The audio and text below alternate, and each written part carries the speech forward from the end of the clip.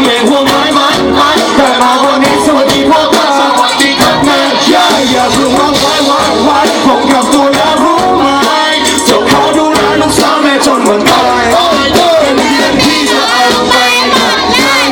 ให้สักกี่คนจะเอาไปอยากได้เสื้อผ้ารองเท้าเดี๋ยวพี่จะไปอยากได้ผู้ชายผู้ชี้ให้เธอเอาไว้ไปก่อนเลย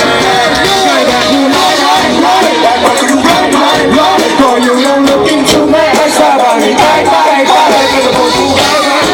ก็มันมีเป็นสิ่งสิ่งไว้ you looking to me ให้สบายชื่อมือแค่ว่าก็พูดชัดก็พูดชัดพี่สะพายเธอผ่านเธอไม่ช้า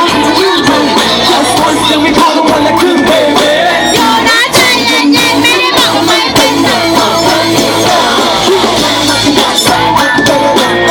มีคนอย่างแน่นอนให้เธอเปิดบ้านเดียวจะอุ้มเอาเพื่อนแล้วยังรู้พอว่าชอบชื่อพี่โดนดังเพื่อนบอกให้ฟังต้องเพื่อนวันเท่าชื่อที่ไม่ได้คิดมาถูกแล้วไม่ได้จับไม่จับแล้วแต่จะถูกแล้วพี่ต้องหาจับแล้วจับพี่ถูกแล้วแต่จะได้ระดับแล้วจะจับพี่ถูกแล้วบอกว่าพี่ให้ยุ่งอย่าแต่ยุ่งไม่เขียนเจอแต่ยุ่งทำเป็นยุ่งทำเป็นยุ่งแต่จะยุ่งช่วยดูแล